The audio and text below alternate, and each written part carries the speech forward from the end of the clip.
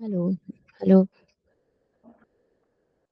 महात्मा गांधी अंतर्राष्ट्रीय हिंदी विश्वविद्यालय वर्धा के रजत जयंती वर्ष के उपलक्ष्य में विधि विद्यापीठ के द्वारा एक विशिष्ट व्याख्यान लोकतंत्र में कानून का महत्व विषय पर कार्यक्रम आयोजित है।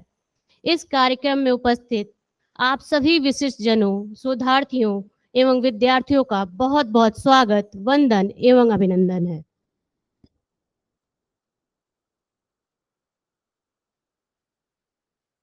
मैं विश्वविद्यालय के तकनीकी टीम से अनुरोध करती हूँ कि वह विश्वविद्यालय का कूल गीत प्रसारित करें एवं उपस्थित सभी जनों से अनुरोध है कि वह अपने अपने स्थान पर खड़े हो जाएं।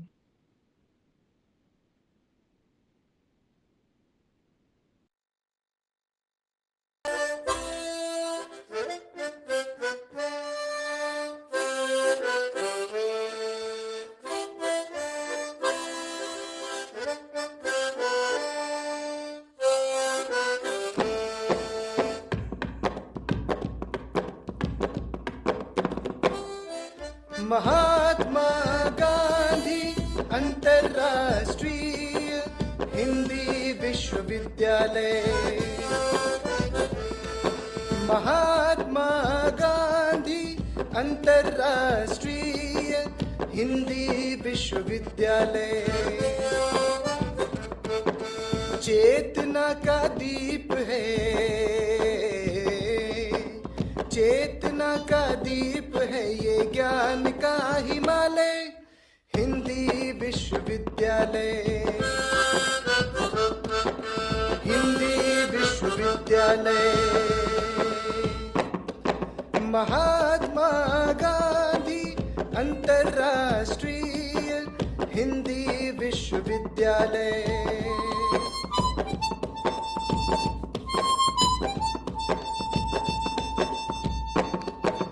नस्ल, धर्म और देशों की सीमाएं टूट रही, एक पाँव रख कर देखो 100 राहें फूट रही। नस्ल, धर्म और देशों की सीमाएं टूट रही, एक पाँव रख कर देखो 100 राहें फूट रही। सत्य, अहिंसा और शोध के,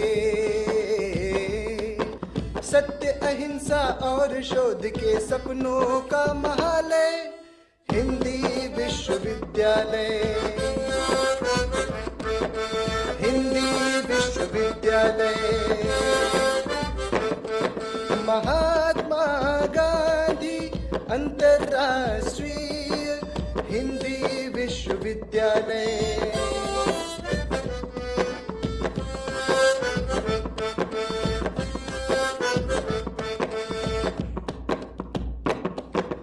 मटमैली चट्टानों का वर्धा का यही पठार, बंजर पर हरियाली की जय का प्रतीक साकार। मटमैली चट्टानों का वर्धा का यही पठार, बंजर पर हरियाली की जय का प्रतीक साकार। दुर्लभ पांडुलिपियों का, दुर्लभ पांडुलिपियों का यह अनुपम संग्रहालय हिंदी विश्वविद्यालय। हिंदी विश्वविद्यालय। महात्मा गांधी अंतर्राष्ट्रीय हिंदी विश्वविद्यालय।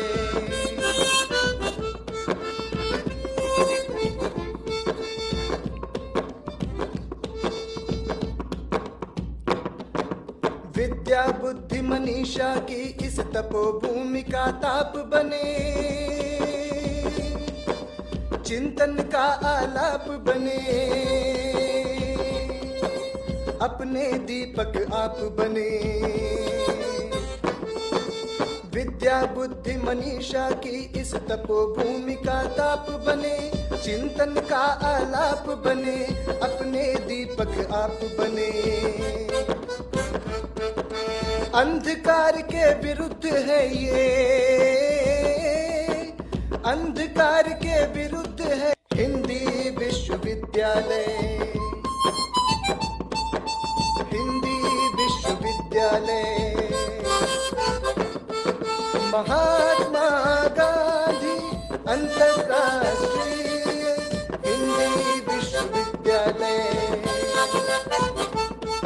महात्मा गांधी अंतर्राष्ट्रीय हिंदी विश्वविद्यालय, हिंदी विश्वविद्यालय, हिंदी विश्वविद्यालय।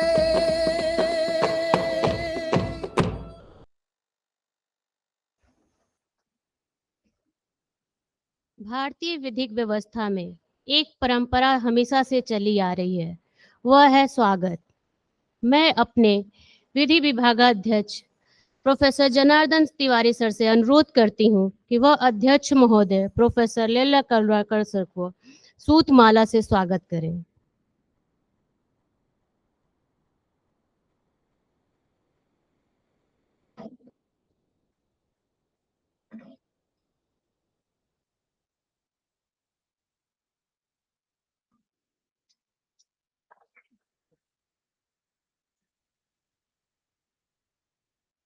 तथा हमारे मुख्य अतिथि सीएल थुलू सर का साल, सूतमाला एवं स्मृति चिन्ह देकर स्वागत करें।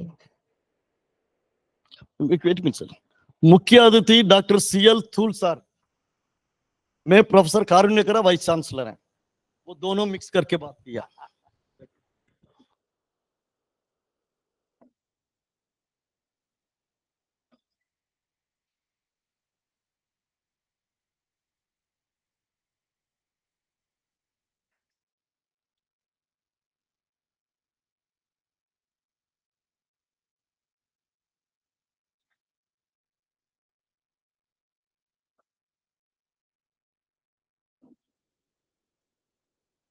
अध्यक्ष महोदय एवं मुख्य अतिथि के औपचारिक स्वागत हेतु मैं स्वागत वक्तव्य के लिए विधि विद्यापीठ अधिष्ठाता प्रोफेसर जनार्दन तिवारी सर को आमंत्रित करती हूँ।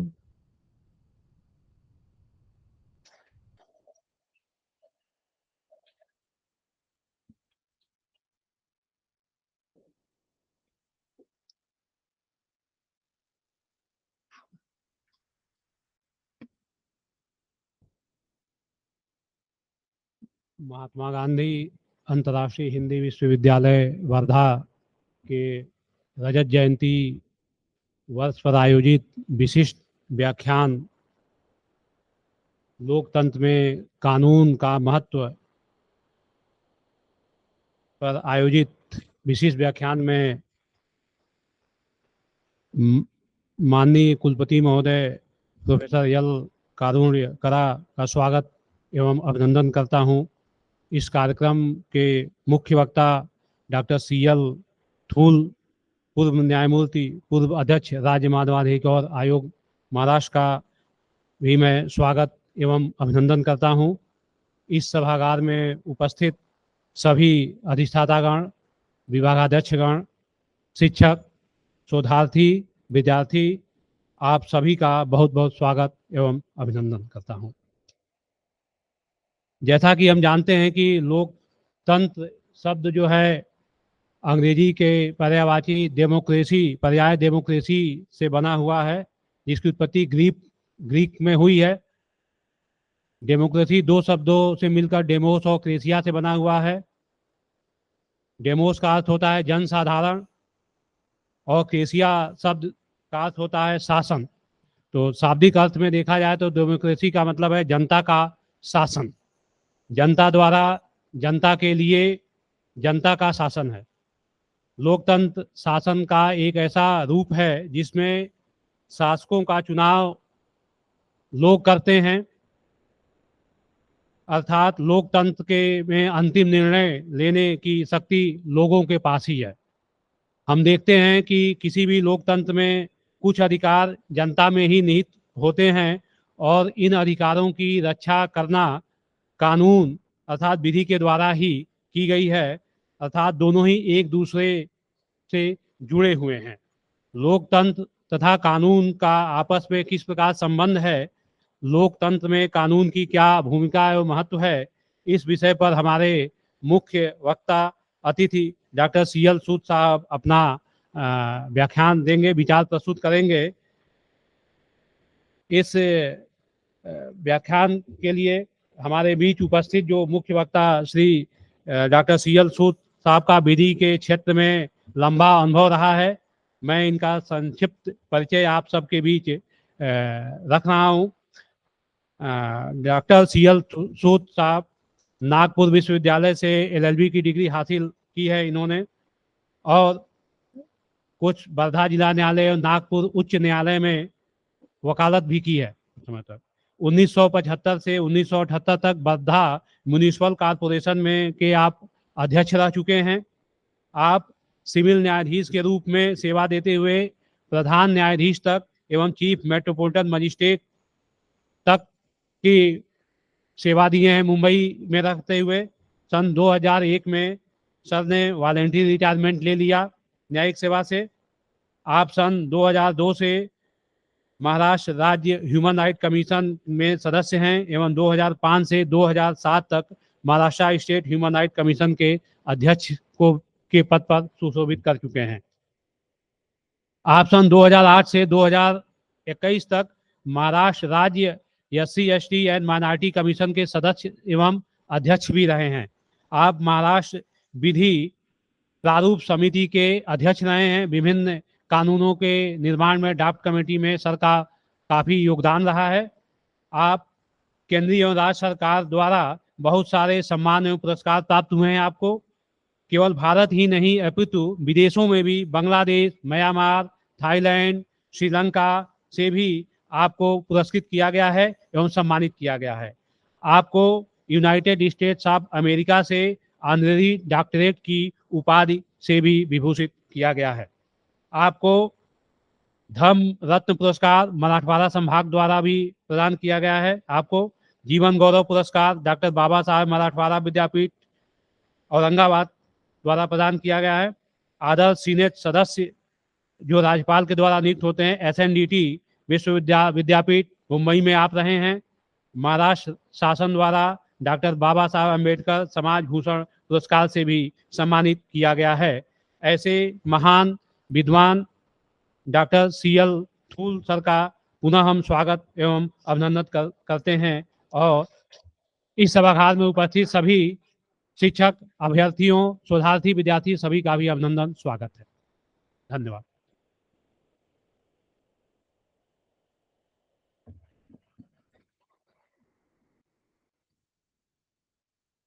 बहुत बहुत आभार सर। जैसा कि परिचय से ही पता चलता है कि हमारे मुख्य अतिथि एक महान व्यक्तित्व धारण किए हुए हैं। अतः ऐसे में आज के मुख्य अतिथि के वक्तव्य हेतु मैं बड़े ही आदर और सम्मान के साथ माननीय पूर्व मंत्री CL थुलू सर को आमंत्रित करती हूँ।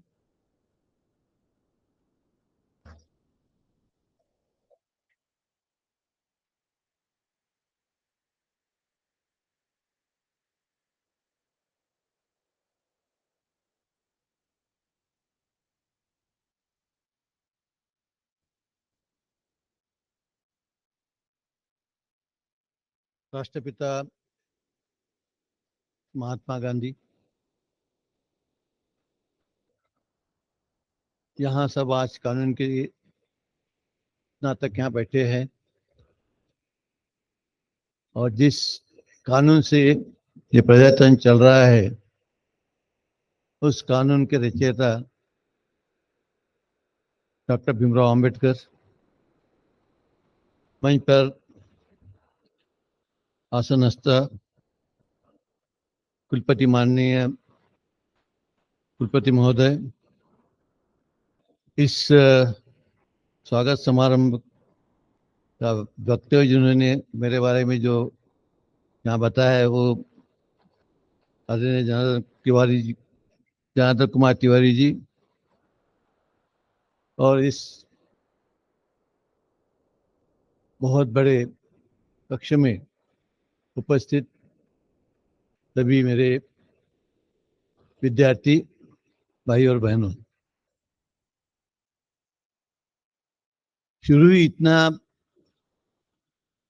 शुरुआत इतनी अच्छी हुई कि जो अपने यहाँ का जो कुलगीत है उसमें अपने पूरे देश का और इस संस्था का जो उद्दिष्ट है वो उद्दिष्ट बहुत ही अच्छे ढंग से सबके सामने और यहाँ जितने भी संशोधन के लिए, रिसर्च के लिए जो स्टूडेंट आए हैं इंटरनेशनल लेवल से और डिफरेंट स्टेट से, उन सबके जहन में वो चीज होना चाहिए, क्या होना चाहिए क्या नहीं होना चाहिए, ये बात आपके वो गीत से बहुत अच्छे ढंग से समर्पित की गई है। हालांकि मैं वर्धा का ही रहने वाला हूँ, यहीं में बहन हुआ हूँ, और जब अपना गीत चल रहा था उस वक्त एक लाइन मुझे एकदम याद आ गई, रिमाइंबर, मुझे उसकी याद आई कि ये बैरन लैंड थी। बिल्कुल सही बात है, ये बैरन लैंड नहीं थी, यहाँ एक कुछ भी नहीं था। अब जब मैं वहां से नीचे से यहाँ ऊपर आया, मुझे बचपन याद आया कि हम जब यहाँ रहते थे, मैं यही अपने जहाँ शिवाजी पुतला है ना, उसके बाजू में मैं रहता था, वहीं मेरा जन्म हुआ था। और हम सवेरे, उस जमाने में इतने टेक्निक का अपना गेम स्पोर्ट का नहीं बना था, तो रनिंग के लिए हम यहाँ तक जूना पानी करके जो पिपली और इसके बीच में एक वहां पर जो स्ट्रीम है, नाला है जिसको अपन बोलेंगे, वहां तक हम आते थे। तो ये पूरा बैरन था, और यहाँ एक मंदिर था नीचे रामदास स्वामी का, ऊपर उनकी समाधि थी एक, औरंगजेब महाराज की, इससे बगैर कुछ भी नहीं था। लेकिन आज यहाँ आने के बाद में, यहाँ की हरियाली देखने के बाद, जो गांधी जी और उनके विचारों की एक छवि कैसी होना चाहिए, और वो अपन यदि मेहनत करे तो हम रेगिस्तान को भी मरुस्थल में कैसा बदल सकते हैं, कितने अच्छे तरह से उसका अपन एक अच्छा से अच्छा बेहतरीन बगीचा या फलोद्यान बना सकते हैं और ग्रीनरी बढ़ा सकते हैं। ये आपके यूनिवर्सिटी का, महात्मा गांधी अंतर्राष्ट्रीय हिंदी विद्यापीठ का ये करिश्मा यहाँ देखने को मिलता है।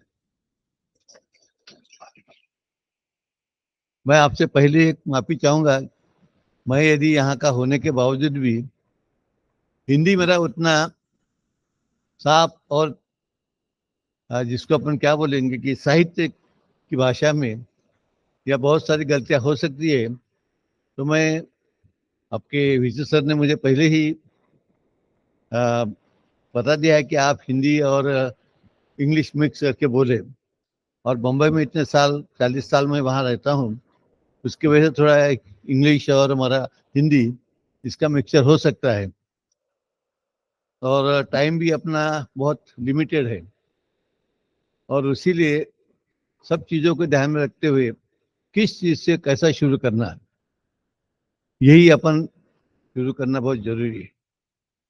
सब्जेक्ट लिखने के लिए बहुत सिंपल है, बहुत सीधा सरल दिखता है, लेकिन जो सब्जेक्ट है, importance of law in democracy, किसी भी समाज, किसी भी व्यवस्था को ऊंचे स्तर पर ले जाने का है, तो उसके लिए discipline is must. Without discipline you can't achieve the goals which are before you. Your hard work, your sincerity might be there, but if there is no discipline, it is very difficult to achieve the goal which is target before you. So discipline कब आती है? Unless and until there are rules and regulation.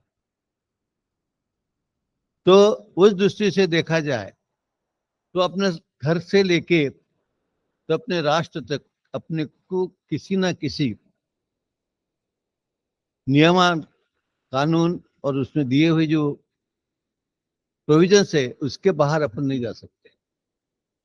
और अपना देश जो है, ये अपना देश इतनी वैरायटीज अपने देश में है, उतनी वैरायटीज आपको दुनिया के किसी भी कोने में नहीं मिलेगी। लैंग्वेज, रिलीजन, डोमिसाइल्स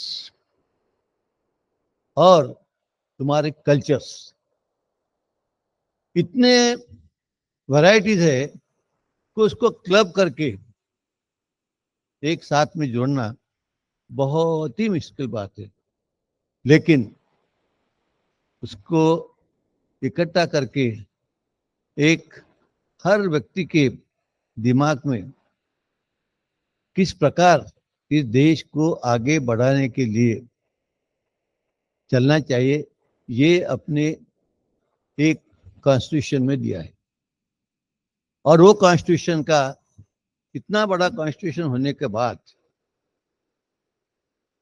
पूरा इसेंस जो आया है, that is in the preamble of our constitution: equality, fraternity, justice, and respect of individual and integrity. Unless there is this basic 5 principles are there, you can't smoothly walk in the life, and that is there in the constitution. When here in this hall, students of different faculties are here, and most of the students are from PG level. I need not mention that they are not aware of the constitution. Most of the students are aware of the constitution, how it has been constituted. Whether any person of the hall will tell me who were the members, 5 members of the constitution committee. I think most of persons you are aware. Iyengar, Iyer, then K. M. Munshi, Dr. Vasa Ambedkar, then और 2 जने, ऐसा 6 लोगों की committee थी। और उन्होंने उनका chairman जो है डिसाइड करके फिर उसका एक कॉन्स्टिट्यूशन तैयार हुआ है। उसमें से जिन्होंने काम किया है उसका सब आया, हिस्ट्री है, I don't require to mention it. लेकिन इंपॉर्टेंस ऑफ लॉ और लॉ फैकल्टी का इंपॉर्टेंस क्या है, उस पर अपन शुरुआत करेंगे। अपने देश के पहले राष्ट्रपति जो थे, he was also graduate, law graduate. Prime minister, he was barrister.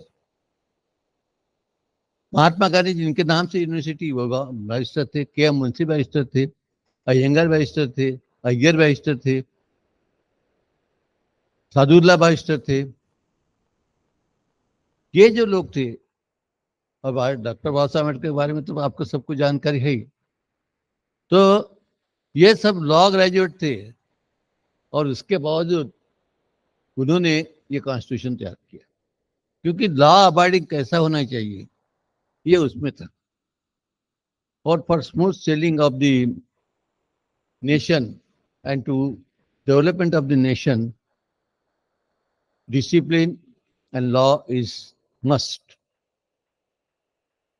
I think these are the basic things you know, and you are aware of all these things. But nowadays, one problem is going on, whether this constitution which has been we are following is, we should continue it or we should discontinue it. And whether it can be changed or not. This is the debate nowadays going on all over the country. And I will take that only one point for our discussion. Whether this constitution which is we have adopted on 26th of January 1950 and which was presented by the Constituent Committee on 26th of November 49, whether that constitution should be continued or we should stop it and change it. And what are the reasons for change? Sometime in last month, in month of August, somebody had in his article mentioned that this constitution is old. And that constitution should have been changed now.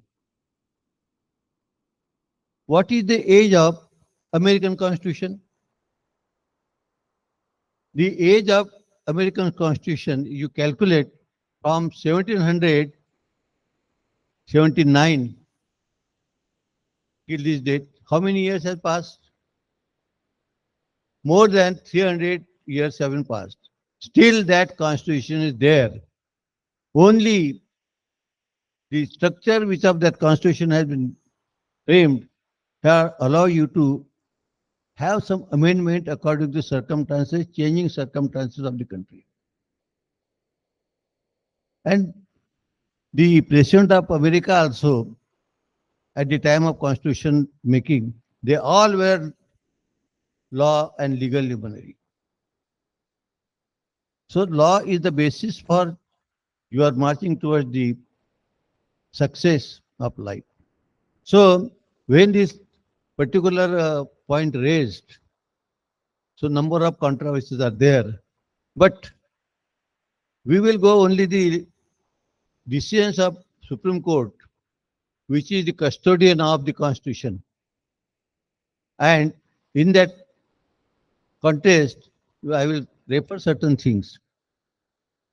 After adoption of our Constitution in the year 1950, on 26th of January, and we are following that, the first amendment to this Constitution came in the year 1951, when the Bihar Land Reform Act came. And on that contest, the land owner have challenged it. It is my personal property and it is my fundamental right, which is heart of our Constitution.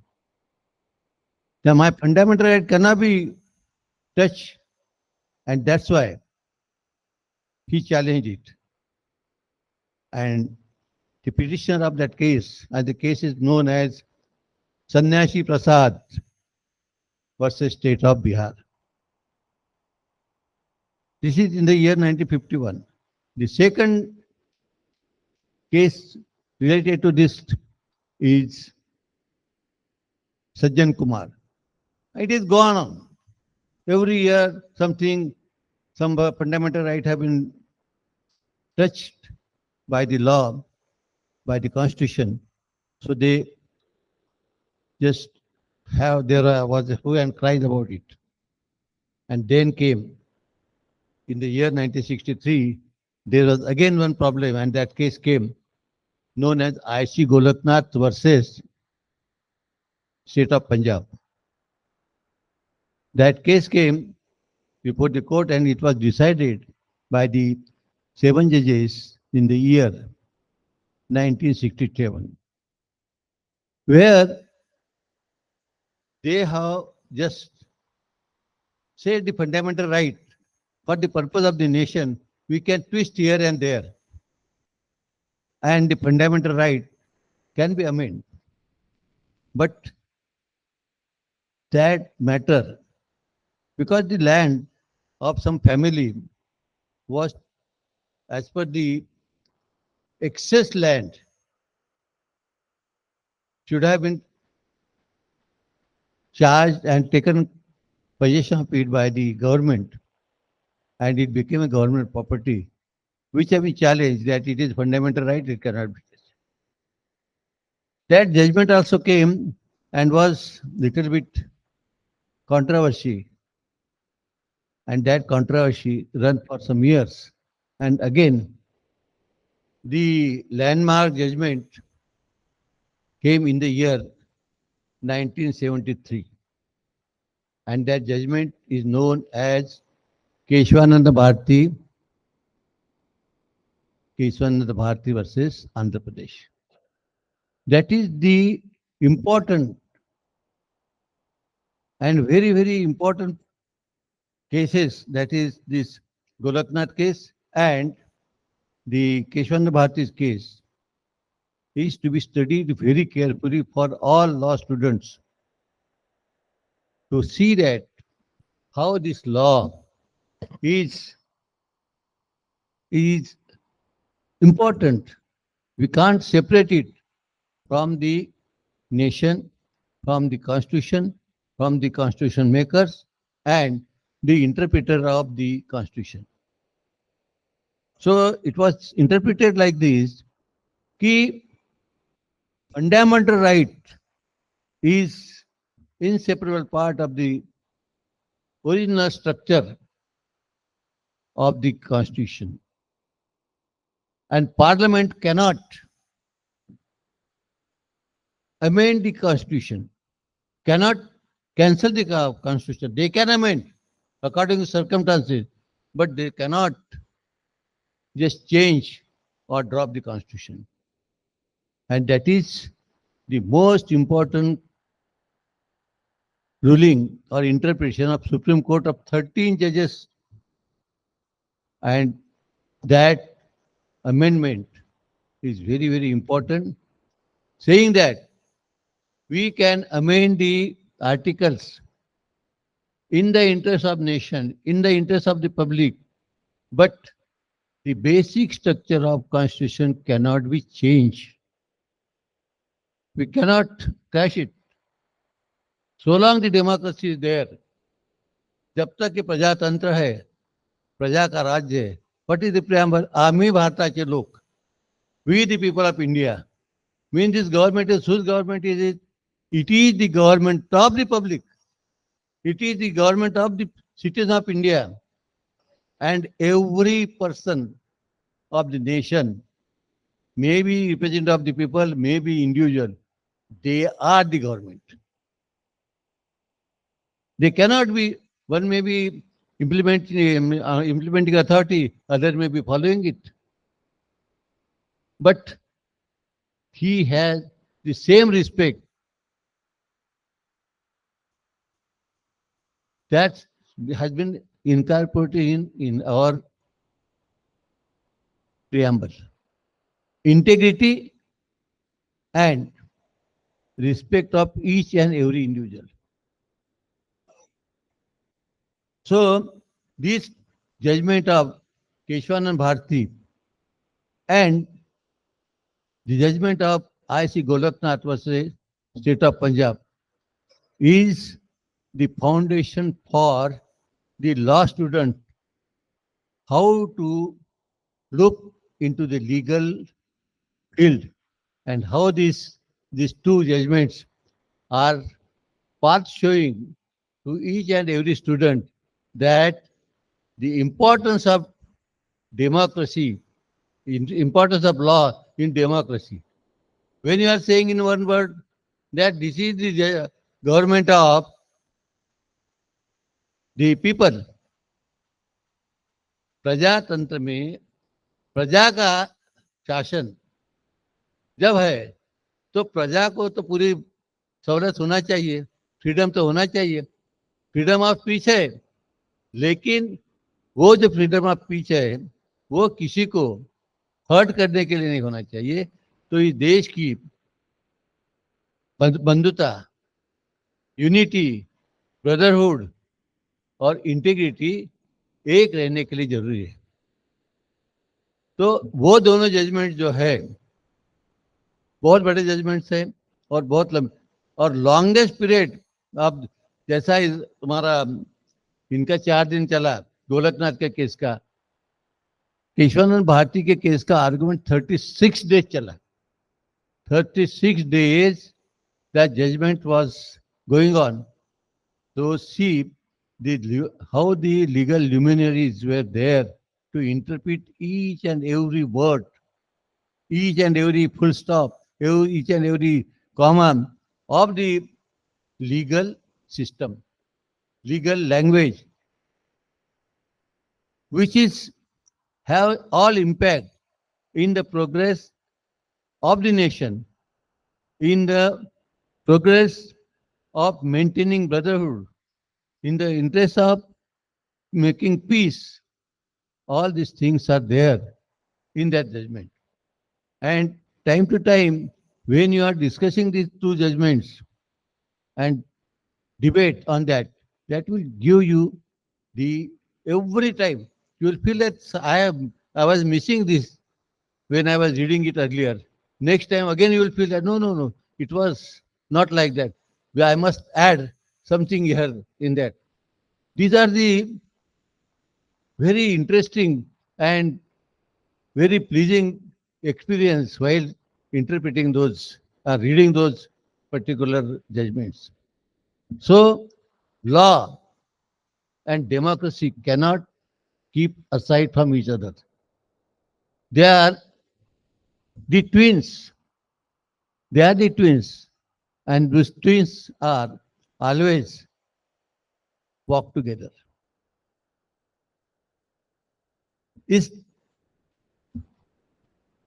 ये जो by this way, it is the responsibility of each and every citizen, each and every institutions, maybe defense, maybe education, maybe police, maybe science, everywhere. Legal system is applicable and commanding upon that faculties. Unless and until we follow the law, the democracy can't survive. And that's why these aspects of people's government, we the people of India, this is the basic. And that basis, we have to continue ahead. I am very rigid about my times. Because when you have given me this, that I must complete at 3:50, so with very passing remarks and very short, I try to bring the importance of law and the importance with the democracy. I just introduce it because it is an ocean. Law is an ocean. Every day we are getting something new.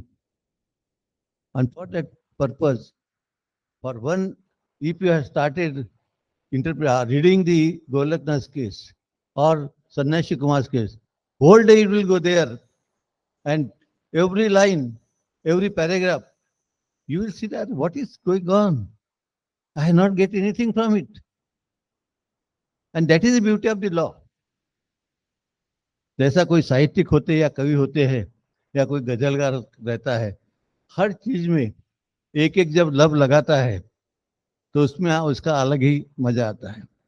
हमारे यहाँ के अपना नाम सुना होगा सुरेश भट्ट, ये गजलकार यहाँ वर्धा के स्वामी विद्यालय में बीएड करने के लिए बीएड पढ़ रहे थे. देवदास सोटे उस वक्त यहाँ के प्रिंसिपल थे, स्वामी विद्यालय के प्रिंसिपल देवदास सोटे थे बीएड कॉलेज के. और माय एल्डर ब्रदर मानिकराव सभा ने, Suresh Bhatt and all this people were there. तो उनकी याद में बताता हूँ कि वो आदमी की गजल सुनो, हर गजल में एक ही इसको ऐसा हर नब्ज बनाते वक्त जो कुछ भी वर्डिंग आते हैं उसका मीनिंग और होता है.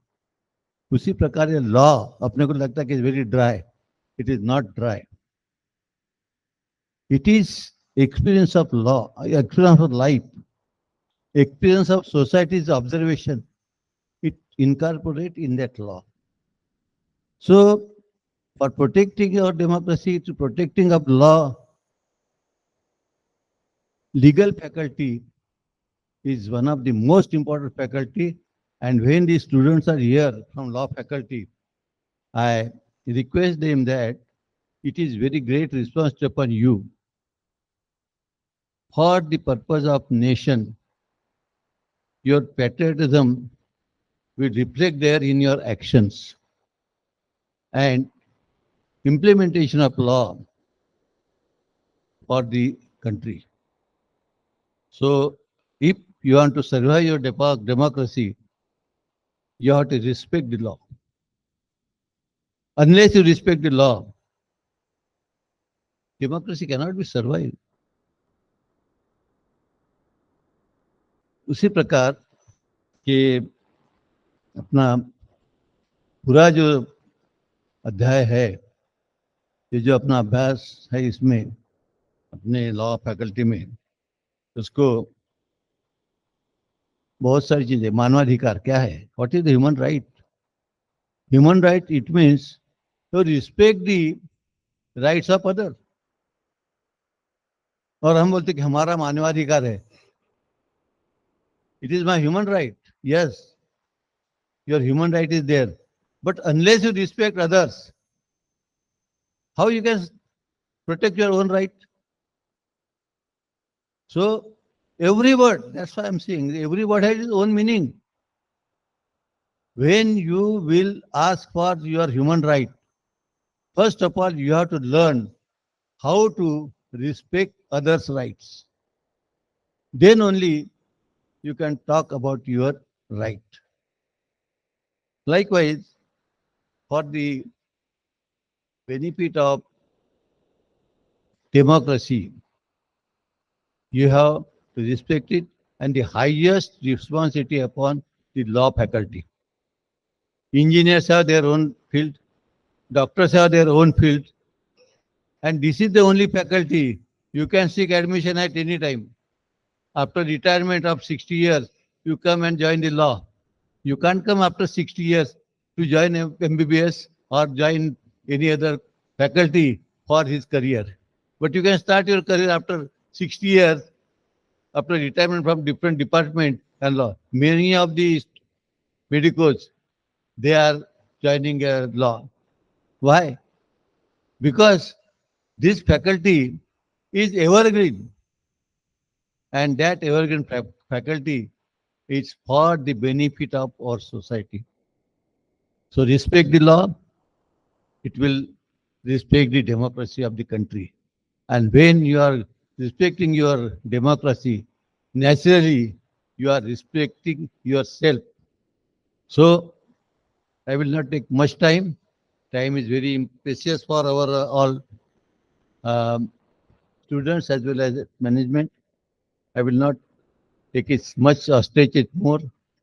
But thank you very much for your respectful Vice Chancellor, who had given me opportunity to have here in my own town, where I learned everything when there was no law college here in Wardha.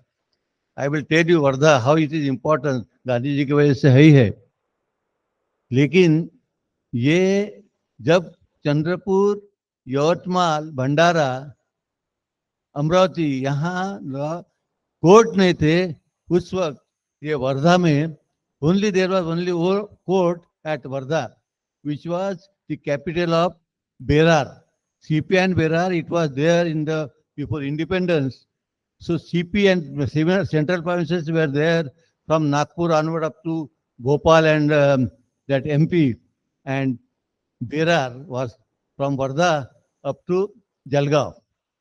This was the position. At that time, the only court was at Wardha, and I am very lucky that I born at Wardha, in the where Gandhiji has started all his movements for freedom, and the court from where I got my practice here.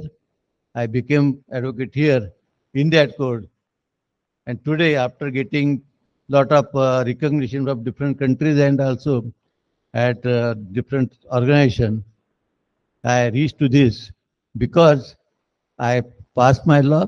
I respect my democracy through law. So I hope the same thing from you, and wish you all the students your bright future through this legal faculty. Thank you.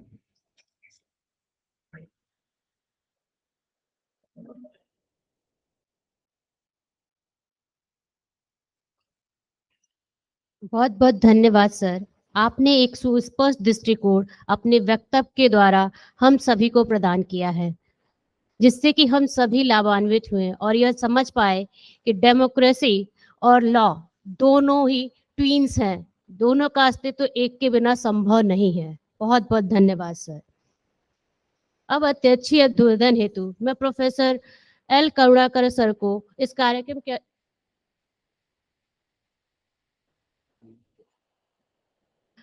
अगर आप में से कि कुछ भी पूछना है sir से तो आप अपना प्रश्न पूछ सकते हैं। आ,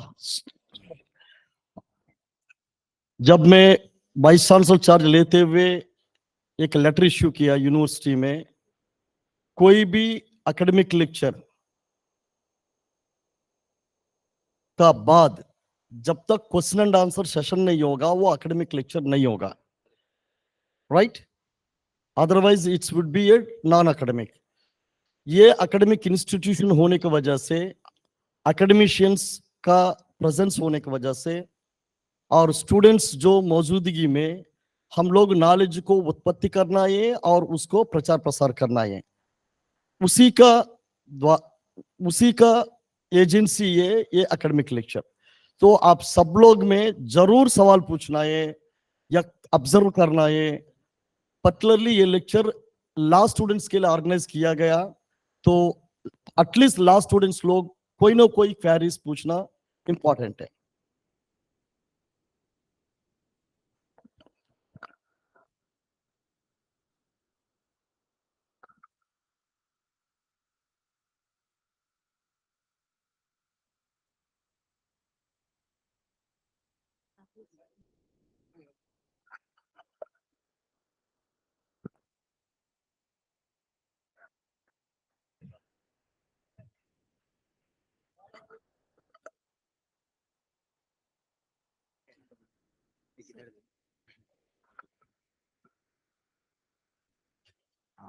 सर आपने केशवानंद भारती के केस के बारे में बात किया कि केशवानंद भारती बनाम केरल राज्य का जो केस था उसमें फंडामेंटल राइट का जो फैसला आया था कि आर्टिकल 13 में जो विधि के अंतर्गत आता है तो संविधान का जो संशोधन होगा वह उसके अंतर्गत नहीं आएगा।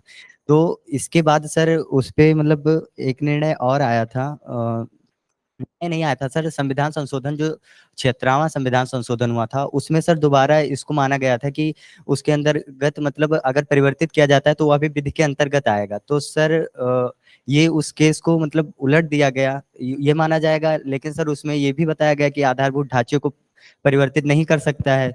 तो सर इसको मतलब बिल्कुल पृथक हम कैसे कर सकते हैं, या केशवानंद भारती यहाँ पे मेन इंपॉर्टेंस दे रहा है या फिर जो संविधान संशोधन था 76वां वो मेन इंपॉर्टेंस देगा? देखिए, जैसा आपने कंपैरिजन करते हुए मैंने गोलकनाथ और केशवानंद भारती के बारे में बताया है। केशवानंद भारती की जजमेंट कितने जजेस की थी? 13 जजेस 13 की। तो लेस देन 13 जजेस बेंच कैन ओवरराइड 13 जजेस जजमेंट? सिंपल क्वेश्चन है। यस सर 13 की। हाँ? यस सर केशवानंद भारती में 13 की जजेस की वो means Keshwanan Bharati judgment will prevail upon it. So whatever judgment for the sanshadhan of the for the amendment of constitution, which has been very in detail, have been expressed in Keshwanan Bharati. So this judgment, which later on came, cannot surpass Keshwanan Bharati judgment. So we are abide by the judgment of Keshwanan Bharati. Yes sir, it means Kesavan Bharti's judgment is superior than all. Yes. Okay sir, thank you sir.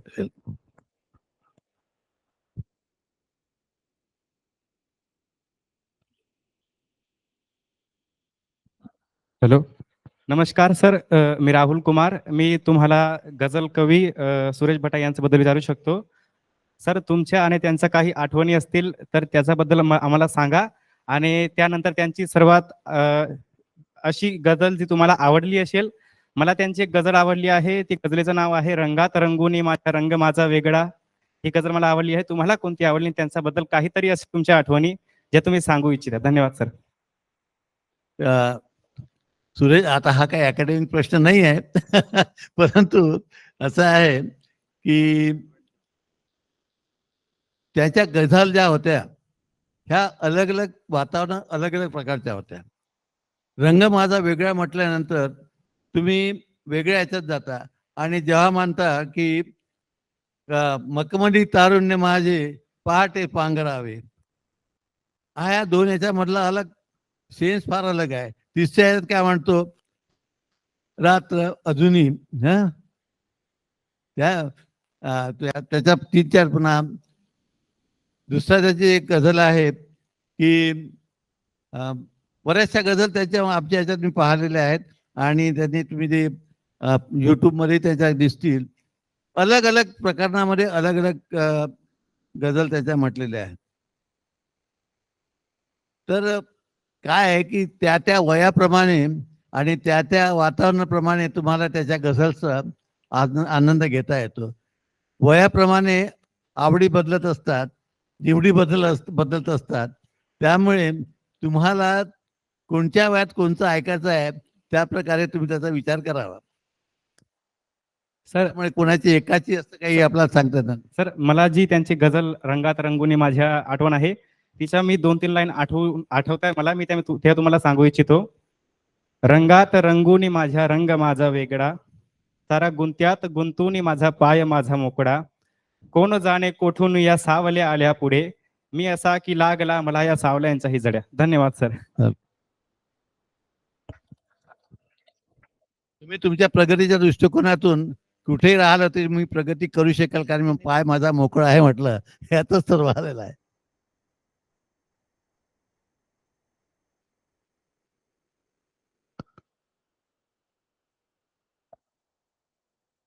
Sir,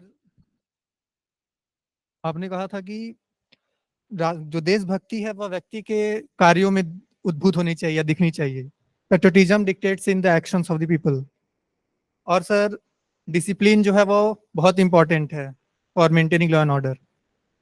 तो sir यदि जो हमारा संविधान है sir, उसमें क्योंकि जो flaws हैं हमारे, जब because there are many flaws, loopholes which are present in the system, तो हाउ टू मेंटेन, हम लोग उसे कैसे मेंटेन करें sir? Because as a new generation it is our responsibility to lead on our nation. देखिए, मैंने जब भी आपको एक एग्जांपल बताया है कि our constitution is 70 years and the Constitution of America is since 1779 onward. क्या है, कॉन्स्टिट्यूशन का फ्रेमवर्क वही है, लेकिन according to circumstances you have to amend the provisions of the articles which are for the benefit of the society and ultimately of the nation. So ये जो आपका सवाल है, तो स्ट्रक्चर तो वही रहेगा, but the provisions of constitution should be amended according to the benefit of the society and by the other side we can say about the nation. Okay. Sir, but sometimes, sir, just like in the marriage laws, because in the Hindu marriage law it is mentioned, sir, that the importance of a marriage is for maintaining a family. Now, that's true. Yes, sir. And that's why nowadays the age and the different conditions of marriage act are amending. That is act and constitution. These are two different things. So when we are talking about the constitution, we have to abide by certain things. And individual the enactment, personal law or the family law or property law or revenue laws are there. We have to abide that law, and that laws can be interpreted by the different courts and time to time give the directions. Now the age limit is also reduced. Sometimes it has been increased, and the right of women for in the property. These all are when we read the Hindu Code Bill. There were 7 provisions are there. Thereafter that 7 laws are there. Now they came one by one, and we are implementing that. And those enactments are according to circumstances and changes of the society. We are implementing it. Sir, but still society is not ready for the same-sex marriage. But the Supreme Court is ordering, means You see, legalizing it. I mentioned here in my speech, our country is varieties of religion, varieties of our customs, varieties of our language, and that many times pounds upon our present law. But law is there, and our customs and culture is different. Sir, but law is for integrating the society. Yes. But if he is somehow it is disintegrating in some sense, because For that purpose, the different courts are there. When that particular law is not integrating to society, they are amending and giving you the directions. That is the intention of our courts. Sir, but family is the basis of democracy, smallest form of Well, democracy. that's why I'm saying it is our customs, our customs of particular community and particular religion are the deviating the many laws. And we अभी जो है अपन देखते हैं कि intercaste marriages जो है, intercaste marriages के बारे में when youth came together, they forget what their caste, what their religion, what they are doing. Only at particular age, they have their attraction, and also their views are meeting together. That's why they are marrying. But society doesn't allow it. Though there are law, there are rules, but still we are against that because we went before there. Law is there, but society went before the customs. Nowadays, most of the honor killings are there. So that custom is our religion of those persons. They are coming in way. Their law is there, but we are not following that. If we follow that, there will be no any honor killing. So law is above these customs and our religious thought. You have to look into that matter in that fashion. Thank you, sir.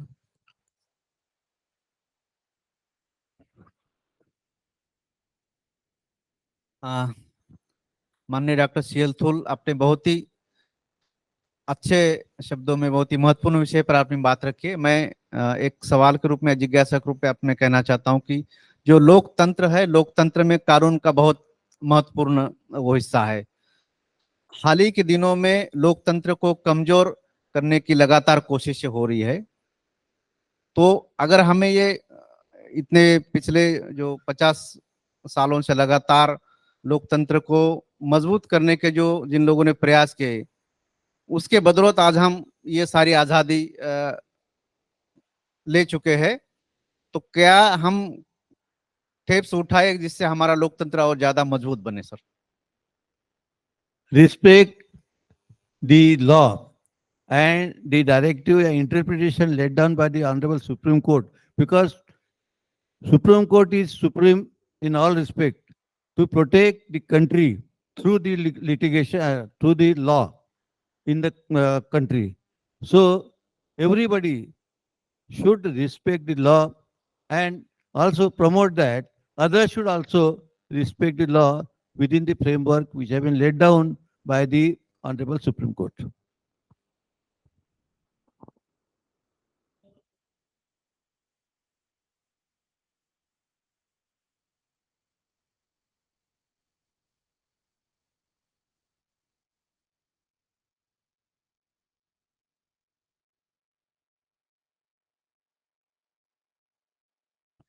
Sir, मेरा question ये था, जनते न जाने जनता के शासन कैसन सुशासन। मैं ये कह रहा था, जो लोकतंत्र है या कानून है, जो इसकी वास्तविकता है, और वास्तविकता के आधार पे हम इसे देखें तो एज ए स्टूडेंट हमें ऐसा क्या करना चाहिए फंडामेंटल राइट्स को लेके या अपने कानून को लेके, लोगों को हम जागरूक कर सके एज ए स्टूडेंट। अभी जो जिस एज में या जिस पढ़ाई में हम लोग प्रोसेस में हैं, हमें क्या करना चाहिए सर? पहले तो सबसे पहले आपने बहुत ऐसा सवाल पूछा, मैं आपको लक्ष्य वहाँ विदित करना चाहूँगा। वो है अपना प्रियम्बल, अपनी प्रास्ताविका जो है, वो प्रास्ताविका में ही आपको जो न्याय, freedom of speech, justice, fraternity, integrity and respect of the citizen for the purpose of nation, ये चीजें वो प्रियम्बल में दिया। वो प्रियम्बल का अपन यदि ढंग से उसका पालन करेंगे, वो फॉलो करेंगे, तो आपको बाकी चीजें की कोई पूछने की जरूरत नहीं पड़ेगी। Fundamental right immediately follow. Fundamental right में तुम्हारा बिजनेस आता है, तो आपकी जॉब आती है, आपका अपने दूसरे को रिस्पेक्ट करना आता है, ये सब चीजें फंडामेंटल राइट में आई जाती है। Thank you.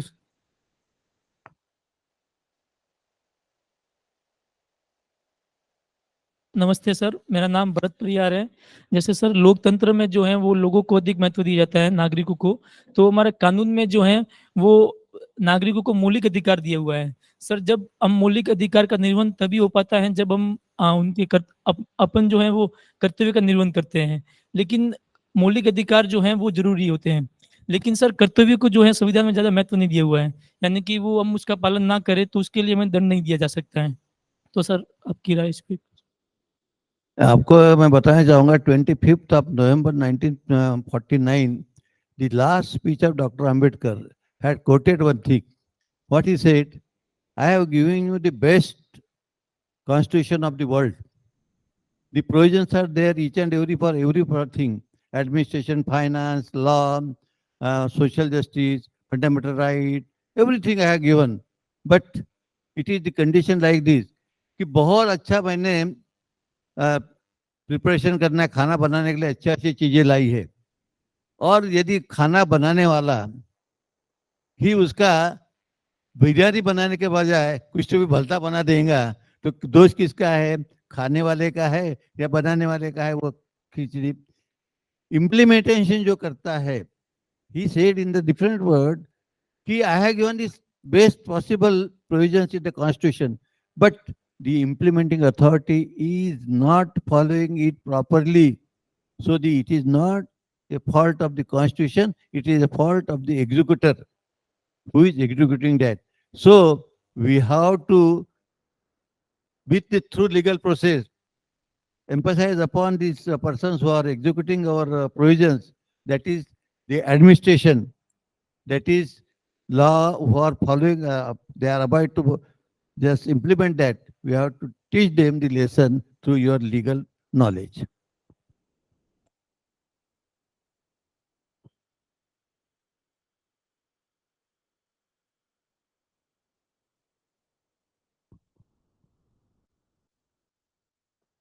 सर बहुत सारे विधि के छात्र बैठे हैं, कहीं ना कहीं सबके मन में ये सवाल होगा कि सर क्या विधि में आगे बढ़ने के लिए लैंग्वेज बैरियर है? सुप्रीम कोर्ट में अभी भी सुनवाई इंग्लिश में होती है, हमारी पढ़ाई हिंदी में होती है, तो क्या विधि में आगे जाने के लिए, विधि के क्षेत्र में आगे जाने के लिए लैंग्वेज बैरियर है?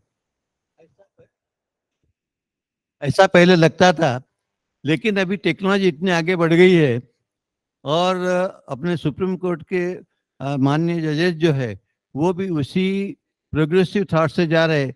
अभी अपना मराठी में ही यहाँ पर हर स्टेट की लैंग्वेज, अलग अलग स्टेट की लैंग्वेज इनके नेटिव इसमें हो रही है, इसलिए किसी प्रकार का, अभी आप देखेंगे ये महाराष्ट्र गवर्नमेंट का एक चल रहा था, लिटिगेशन चल रहा था, टेक्नोलॉजी की बात बता रहा हूँ मैं, उसका हियरिंग कहाँ चल रहा था? दिल्ली में, बट आर्ग्यू कहाँ से किया? अपने सार्वे साहब ने लंदन से। उस वक्त सोचा होगा कभी किसी ने कि भाई कोर्ट में केस चल रही दिल्ली के और आर्ग्यूमेंट कौन कर रहा है? लंदन से। This is the effect of technology. Same thing अभी हर स्टेट में जो अभी लैंग्वेज की जो पहले प्रॉब्लम आपके पहले थी, वो लैंग्वेज की प्रॉब्लम अभी कम हो गई और कम होगी, और ये जो है हर स्टेट के लैंग्वेज में आपका वो बैरियर बाजू हट के without any barrier of language you can reach to the highest.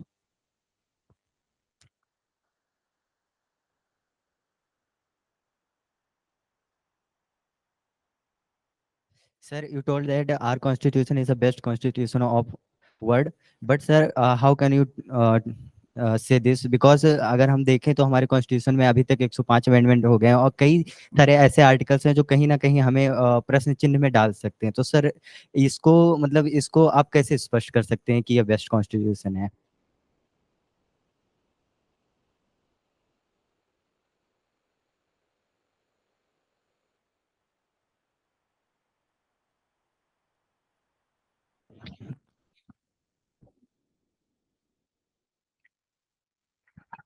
Best constitution इसलिए है कि ये दुनिया की सभी कॉन्स्टिट्यूशन का जो बेस्ट थिंग थी उसमें लेके अपनी कॉन्स्टिट्यूशन को अपन ने एक अच्छा बनाया है।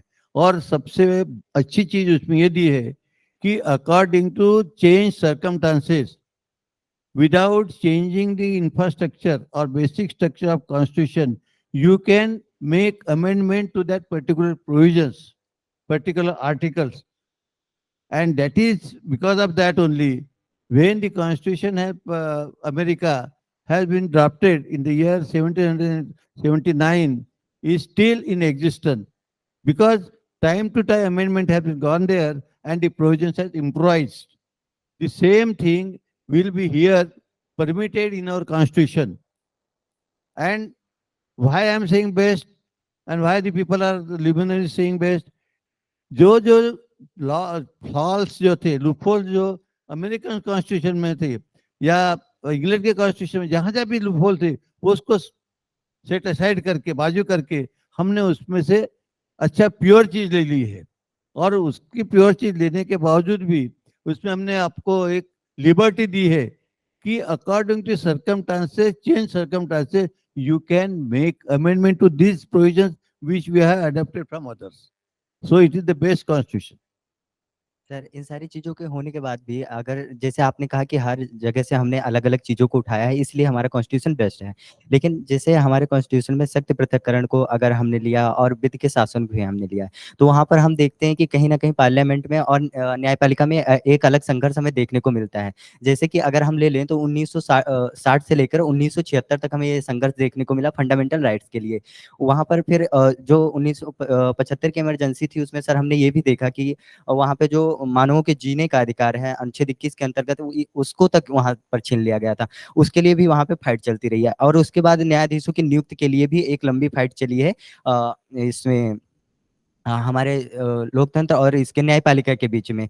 तो सर जब अगर हमने अलग-अलग देशों से अलग-अलग चीज़ें और अच्छी-अच्छी चीज़ें ही ली हैं, तो ऐसा प्रक्रिया क्यों देखने को मिलती है? और जबकि हमारे यहाँ सेपरेशन और पावर को भी उतना रखा गया है कहीं न कहीं थोड़ी मात्रा में वो भी है और विधि का शासन भी है। इसके लिए आपको आपका जो सवाल है कि कॉन्स्टिट्यूशन बनाने वाले, कॉन्स्टिट्यूशन इम्प्लीमेंट करने वाले और जो लॉ मेकर्स है यानी representative of people, MLA, MPs वगैरह, इसके लिए जब आप आगे चलेंगे तो सबसे दुनिया में सबसे जाना माना लीगल ज्यूरिस्प्रूडेंस का आदमी है वो ग्रेटा का जब आप पढ़ोगे तो आपको इसका जवाब मिल जाएगा। और वो ग्रेटा की जो कुछ उसमें प्राविधान दिए है वो प्राविधान हमने हमारे कॉन्स्टिट्यूशन में है। Despite it was there, colonial system was there, colonial system and federal system you know better, तो हमने फेडरल सिस्टम ली है लेकिन कॉलोनियल सिस्टम का इधर ही आया। अभी एक सिंपल एग्जाम्पल लीजिए कि उसमें क्या दिया है कि control of king colonial system में will be of the king for the administration, police है, जुडिशरी है, अपॉइंटमेंट्स है, एडमिनिस्ट्रेशन की सब उनकी इसमें, और वो जो करेंगे दैट फाइनल। हमारे इसमें हमने क्या किया, अभी कुछ लोगों ने बोला था कि भाई हम अपॉइंटमेंट वगैरह एमएलए एमपी को इनके हाथ में देंगे। जिस दिन हमारे कॉन्स्टिट्यूशन ने उसको रिजेक्ट कर दिया और बोला कि यदि हम ये अपॉइंटमेंट्स ऑफ एग्जीक्यूटिव्स और ब्यूरोक्रेट्स हम यदि उनके हाथ में देंगे तो ये कोई भी गवर्नमेंट रहे उसका पूरा खात्मा हो जाएगा। तो ये चीजें जो है जब आप वो पर्टिकुलर चैप्टर ग्रेटा का ज्यूरिस्प्रूडेंस जब आपके पढ़ाया जाएगा उस वक्त आप यदि सुनोगे तो you will get answer of your every question. Thank you sir.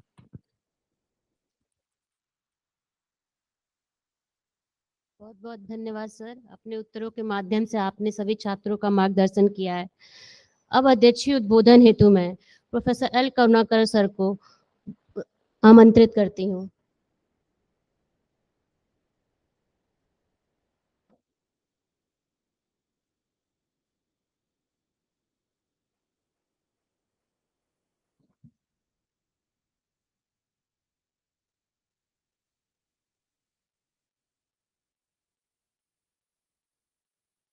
Doctor CL थूल साहब, पूर्व न्यायमूर्ति, पूर्व अध्यक्ष मानवाधिकार आयोग महाराष्ट्र, प्रोफेसर जनार्दन कुमार तिवारी, अधिष्ठाता विद्यापीठ,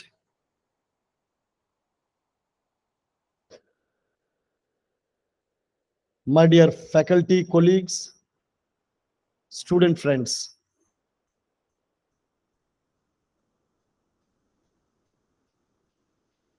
महात्मा गांधी अंतर्राष्ट्रीय हिंदी विश्वविद्यालय के रजत जयंती वर्ष के उपलक्ष्य में आज हम लोग विशिष्ट व्याख्यान लोकतंत्र में कानून का महत्व विषय पर, लोकतंत्र में कानून का महत्व, importance of law in democracy रखा गया। डॉक्टर CL थूल साहब जो हमारा पूर्व न्यायमूर्ति है, जज साहब है, और मानवाधिकार आयोग जो महाराष्ट्र सरकार का मानवाधिकार आयोग का भी अध्यक्ष रह चुका, उनका भाषण में बहुत ही महत्वपूर्ण एक बताया, वो ये है जब तक कानून को सम्मान नहीं करेगा लोकतंत्र बचेगा नहीं है। लोकतंत्र बचने के लिए कानून को सम्मान करना बहुत महत्वपूर्ण है। कानून को कैसे सम्मान करें? मैं कानून का विद्यार्थी नहीं हूं, ना राजनीति शास्त्र का विद्यार्थी हूं, मैं एक इतिहासकार हूं, एक सोशल साइंटिस्ट हूं। इसलिए एक सोशल साइंटिस्ट पर्सपेक्टिव में हमको समझना है तो मेरे लिए कानून का अर्थ ये है, कानून का सम्मान करने का अर्थ ये है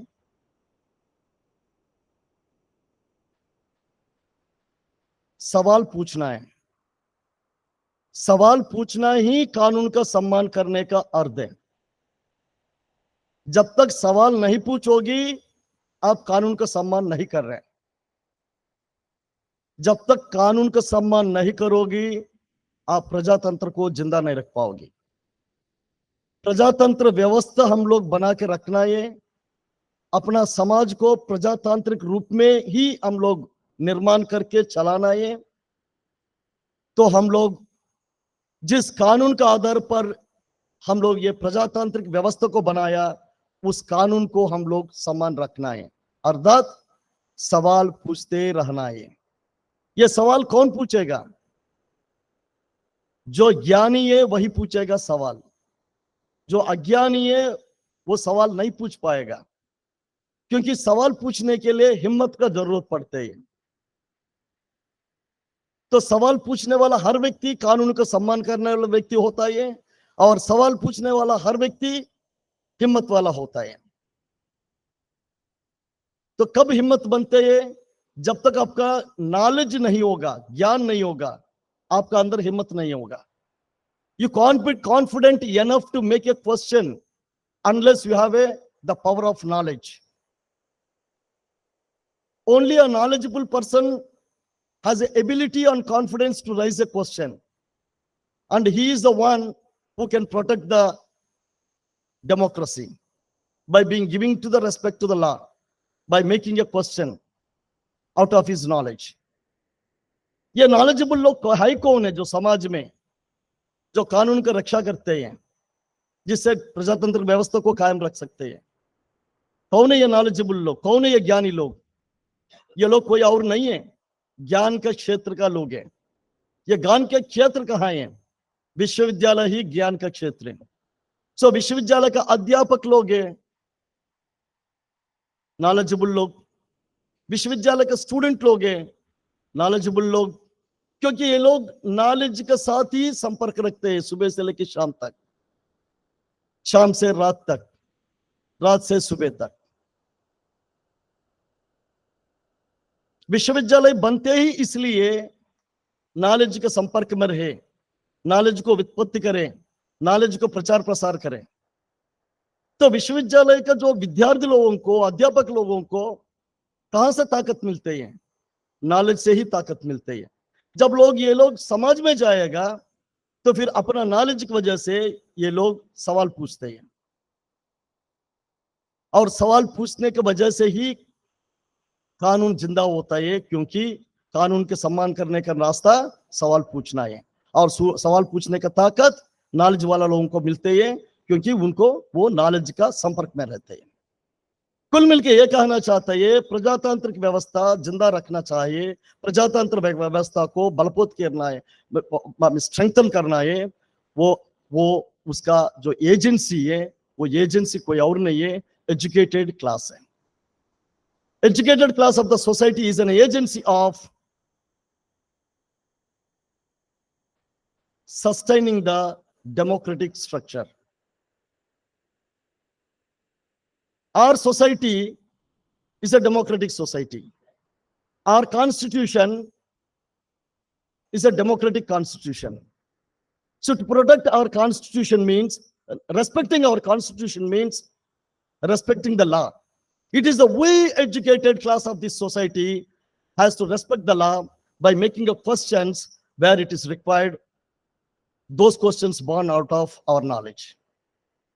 आज के समय में हम लोग बहुत ही तेज से अपना नजर को बदलते रहते हैं। कारण इसलिए आज ऐसा समय में हम लोग रह रहे हैं जो एक it's an age of communication revolution. ये एज ऑफ कम्युनिकेशन रेवोल्यूशन का एक एडवांस्ड स्टेज में हम लोग गया। एज ऑफ कम्युनिकेशन रेवोल्यूशन शुरू होके ज्यादा साल नहीं हुआ, hardly 15 to 20 years. Very quickly we are entering into the advanced stage of communication revolution. अब आता है ये लोकतंत्र में कानून के महत्व के बारे में जज साहब ने तो बात किया, क्योंकि जज साहब इज ए लीगल लुमिनरी। बट हम एक लेमैन, एक सोशल साइंटिस्ट होके मैं कैसे देखना चाहता है ये जो अध्यक्ष का जो ये अवसर को मैं लेते हुए एक सोशल साइंटिस्ट होके कुछ ऑब्जर्वेशंस हम करना चाहते हैं इस टॉपिक में, importance of democracy, not about law. जज साहब ने उनका वक्तव्य दिया, महत्वपूर्ण वक्तव्य। मैं लॉयर नहीं है, मैं बात करना चाहता हूँ few minutes by using this opportunity of being a presidential address. I would like to see the challenges before democracy.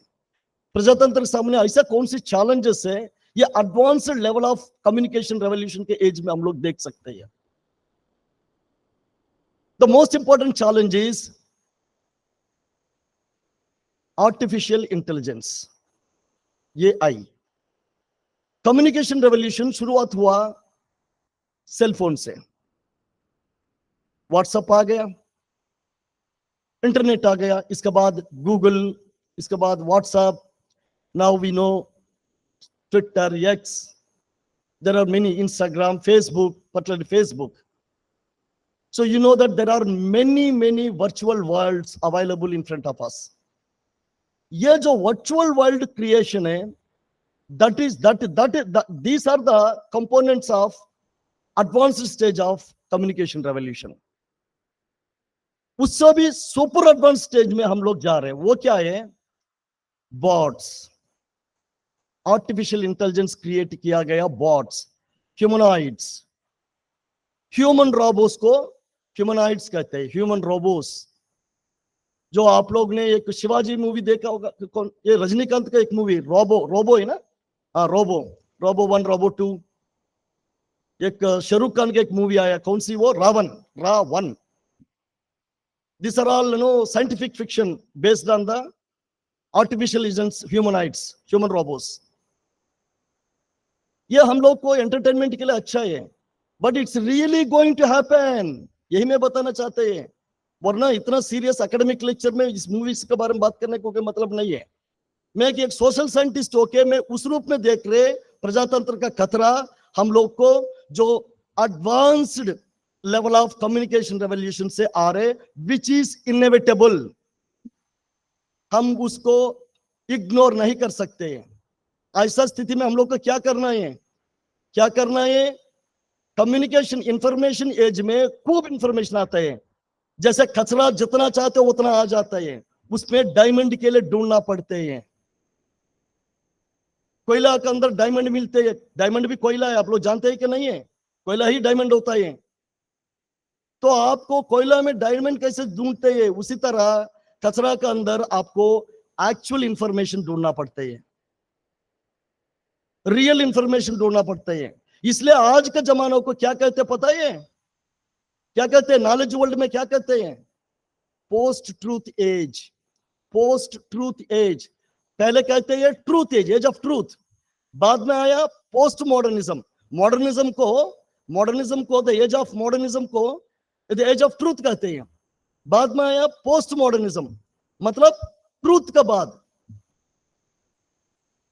Post modernism, वही है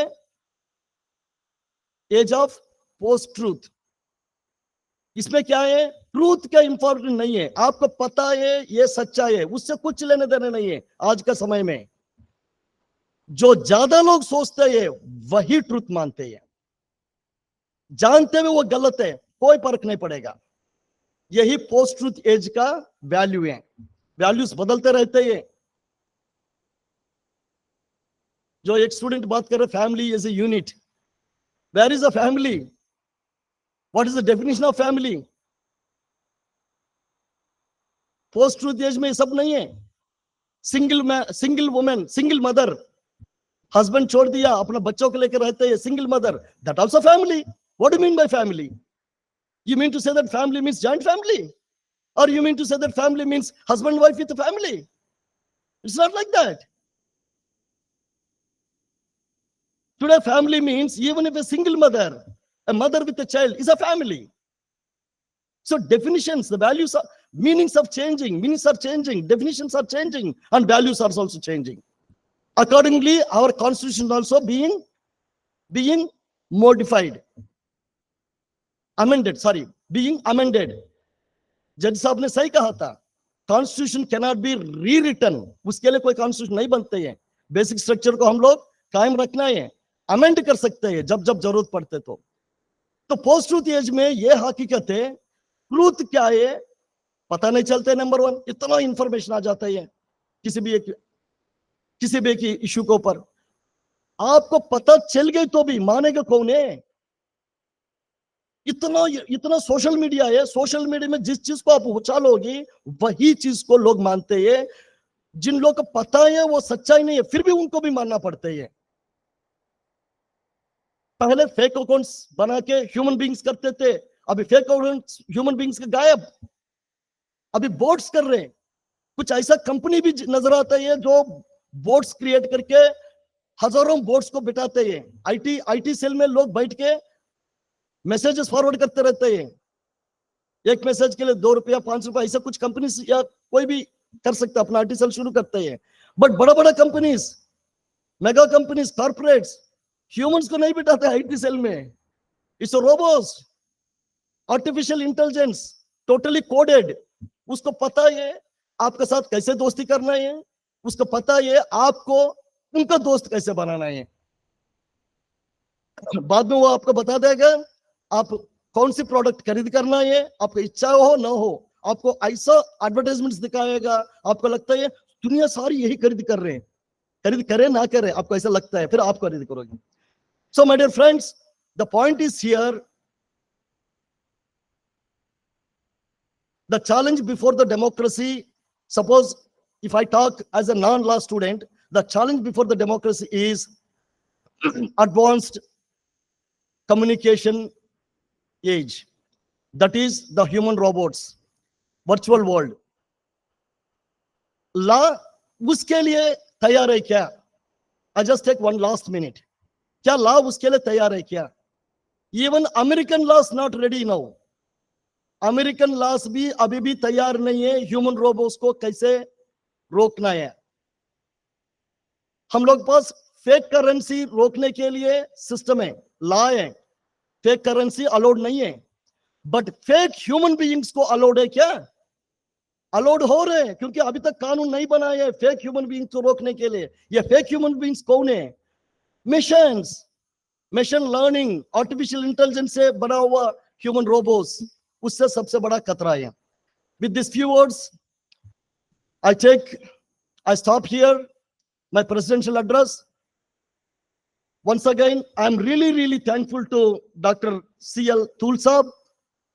Sir, your presence has really enlightened us, and I'm very happy that there are many students who raise the questions confidently, And I'm really wondering, I was not knowing that the level of understanding of law by our own law students, but after listening to them, after looking at the way they have raised the questions, the way they have intervened in the discussion, I am confident that our law students are not less than any other law department in India.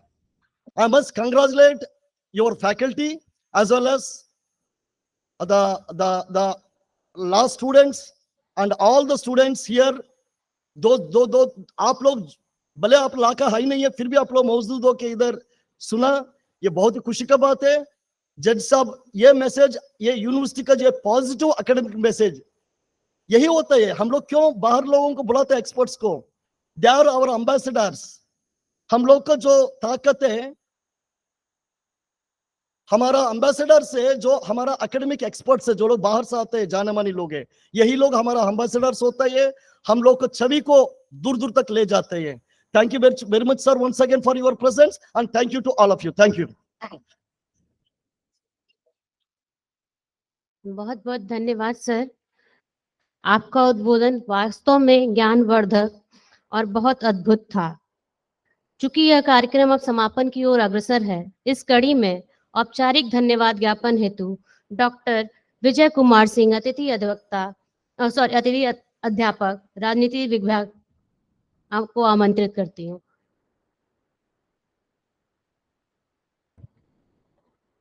बहुत बहुत धन्यवाद madam.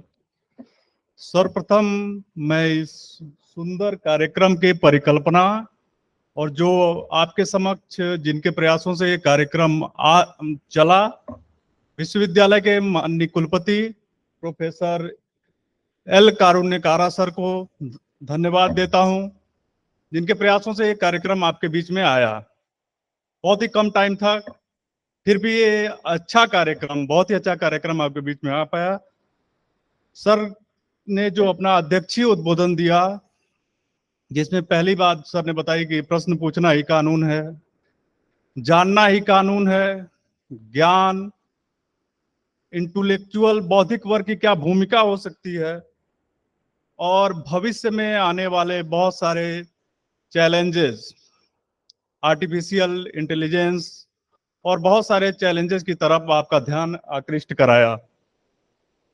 इस कार्यक्रम के मुख्य वक्ता doctor CL थूल sir, न्यायमूर्ति और पूर्व मानव स्टेट ह्यूमन राइट कमीशन के अध्यक्ष, जिनका एक लंबा अनुभव है, और हमारे इस विधि विभाग में बहुत सारे लॉ के विद्यार्थी हैं, जिनको निश्चित तौर पे सर के वक्तव्य से बहुत सारे लाभ मिले होंगे, और जिस तरह का इंटरेक्शन हुआ वो सीधे अपने आप में इंगित करता है कि ये सारे विद्यार्थी ध्यान से सुन रहे थे और सर की बातों से सबको लाभ निश्चित रूप से हुआ था।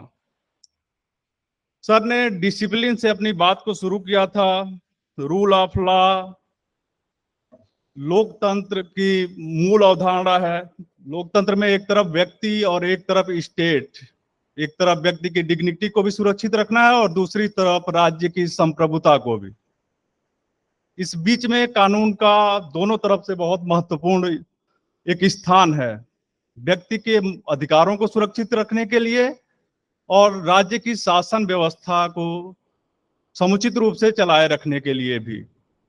सर ने अपने विस्तृत ज्ञान से जिस तरह से आपकी जिज्ञासाओं को शांत किया, और इस तरह के दोनों साइड के मुद्दे भी उसमें आए थे, सर का इस मुख्य वक्तव्य के लिए बहुत बहुत धन्यवाद सर, आपका हृदय से धन्यवाद।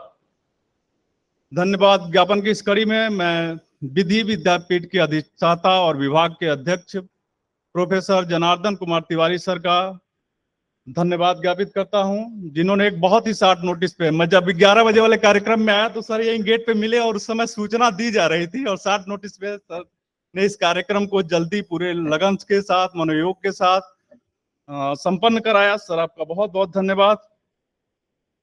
इस कार्यक्रम में उपस्थित विभिन्न विश्वविद्यालय के विभिन्न विद्यापीठों के अध्यक्ष, बहुत सारे जो हमारे शिक्षक सर उपस्थित हैं, हमारे कलीग उपस्थित हैं, आप सभी का धन्यवाद। और जो भारी संख्या में विद्यार्थियों ने इस कार्यक्रम में पार्टिसिपेशन किया और जिस तरह से महत्वपूर्ण रूप से अपनी सहभागिता प्रस्तुत के लिए सबसे ज्यादा धन्यवाद शोधार्थियों का, विद्यार्थियों का बहुत बहुत आभार। धन्यवाद।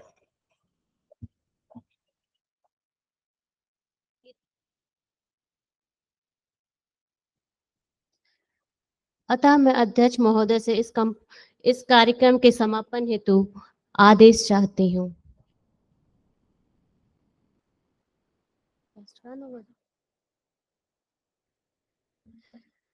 कार्यक्रम के समापन से पूर्व राष्ट्रगान होगा। कृपया अपने अपने स्थान पर खड़े हो जाएं। हम तकनीकी टीम से कहते हैं कि वो राष्ट्रगान का प्रसारित करें।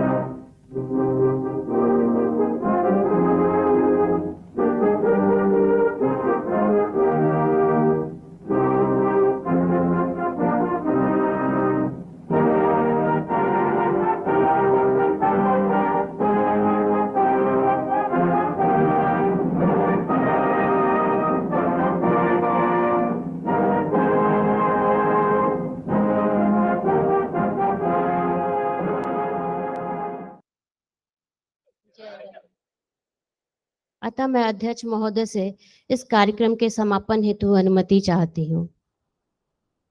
बहुत बहुत धन्यवाद सभी का।